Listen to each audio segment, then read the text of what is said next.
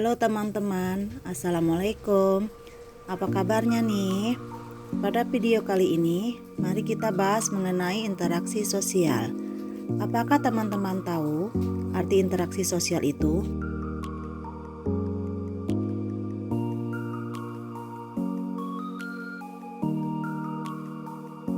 Tapi teman-teman, sebelum kita mengetahui definisi interaksi sosial itu, mari kita terlebih dahulu mengetahui tujuan pembelajaran dalam video ini.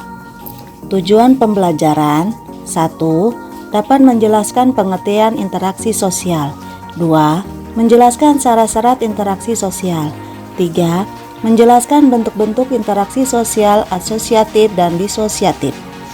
Karena kita sudah mengetahui tujuan pembelajaran video ini, mari kita lanjut pembahasan kita tentang interaksi sosial. Apa itu interaksi sosial? Sebagai makhluk sosial, manusia akan berusaha melakukan interaksi dengan manusia lainnya. Jarang sekali manusia bisa hidup sendiri tanpa bantuan orang lain. Maka, dari itu interaksi sosial sangatlah penting. Lantas, interaksi sosial adalah hubungan timbal balik antara manusia untuk memenuhi kebutuhannya.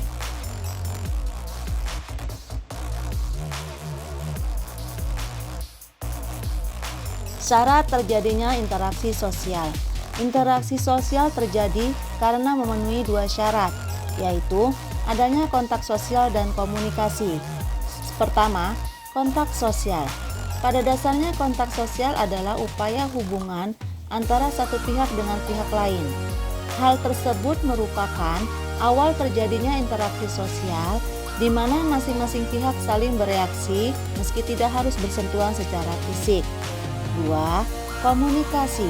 Jika kontak sosial adalah suatu cara dalam berinteraksi sosial, maka komunikasi adalah suatu proses penyampaian dan penerimaan pesan, ide, gagasan dari satu pihak kepada pihak lain agar terjadi upaya saling mempengaruhi antara keduanya.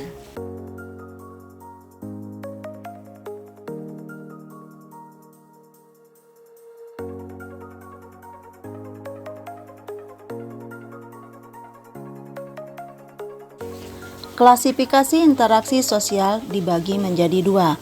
1. Berdasarkan pelakunya. Pertama, individu dengan individu. Kedua, individu dengan kelompok. Ketiga, kelompok dengan kelompok. Bagian kedua, berdasarkan caranya. 1. Interaksi langsung. 2. Interaksi tidak langsung.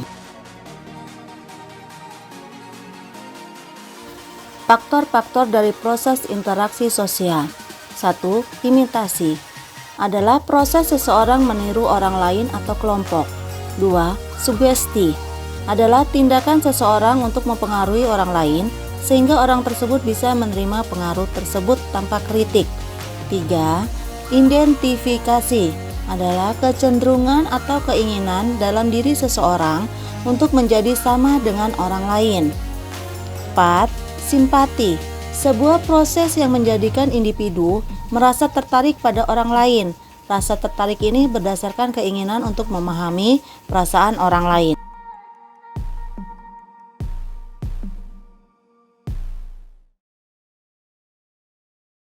Bentuk-bentuk interaksi sosial.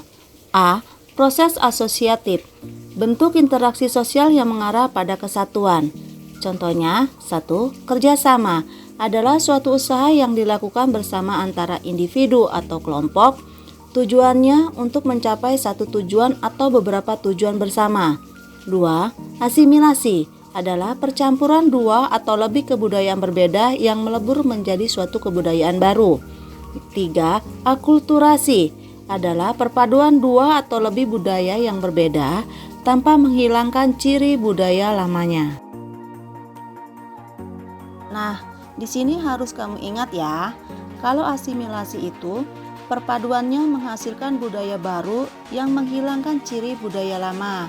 Sedangkan kalau akulturasi itu perpaduannya menghasilkan budaya baru tanpa menghilangkan ciri budaya lamanya. Jangan sampai ketukar ya.